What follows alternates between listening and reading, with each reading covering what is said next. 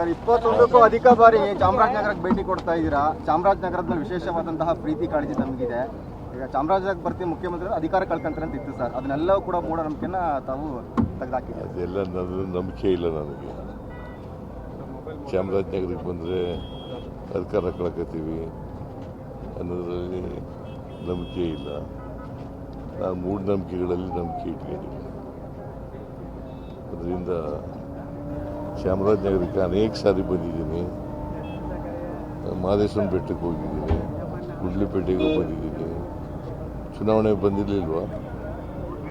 ಹೌದು ಮತ್ತೆ ಸರ್ ಇಲ್ಲಿ ಬಂದಾಗಲೆಲ್ಲ ಅಧಿಕಾರ ಗಟ್ಟಿಯಾಗುತ್ತೆ ಅಂತ ಹೇಳಿದ್ರಿ, ಕುರ್ಚಿ ಗಟ್ಟಾಗುತ್ತೆ ಅಂತ ಹೇಳ್ತಾ ಇದ್ರಿ ಸರ್. ಅಂದರೆ ಸುಮ್ಮನೆ ತಮಾಷೆಗೆ ಹೇಳಿದೆ ಅಷ್ಟೇ, ಬಟ್ ನಾಟ್ ಸೀರಿಯಸ್ ಅಬೌಟ್. ಅದರ ಬಗ್ಗೆ ಸೀರಿಯಸ್ ಆಗಬೇಡಿ, ಸುಮ್ಮನೆ ತಮಾಷೆಗೆ ಹೇಳಿ. ನನಗೆ ಪ್ರಾಸಂಗಿಕವಾಗಿ ಹೇಳಿದ್ದದು ಅಧಿಕಾರ ಹೋಗ್ತದೆ ಅಂತಾರೆ, ನನ್ನ ಅಧಿಕಾರ ಗಟ್ಟಿನೇ ಆಗ್ತಾ ಇದೆ ಅಂತ ಹೇಳಿದ್ದೆ. ಸರ್ 21ಕ್ಕೂ ಅಧಿಕ ಬಾರಿ ಚಾಮರಾಜನಗರಕ್ಕೆ ಭೇಟಿ ಕೊಡ್ತಾ ಇದ್ದೀರಾ. ಚಾಮರಾಜನಗರದ ಮೇಲೆ ವಿಶೇಷವಾದಂತಹ ಪ್ರೀತಿ ಕಾಳಜಿ ತಮಗಿದೆ.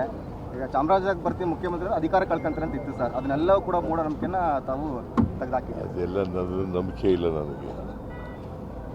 ಚಾಮರಾಜನಗರಕ್ಕೆ ಬಂದರೆ ಅಧಿಕಾರ ಕಳ್ಕೊತೀವಿ ಅನ್ನೋದರಲ್ಲಿ ನಂಬಿಕೆ ಇಲ್ಲ. ನಾನು ಮೂಢನಂಬಿಕೆಗಳಲ್ಲಿ ನಂಬಿಕೆ ಇಟ್ಕೊಂಡಿದ್ದೀನಿ. ಅದರಿಂದ ಚಾಮರಾಜನಗರಕ್ಕೆ ಅನೇಕ ಸಾರಿ ಬಂದಿದ್ದೀನಿ. ಮಹದೇಶ್ವರನ ಬೆಟ್ಟಕ್ಕೆ ಹೋಗಿದ್ದೀನಿ, ಗುಡ್ಲುಪೇಟೆಗೂ ಬಂದಿದ್ದೀನಿ.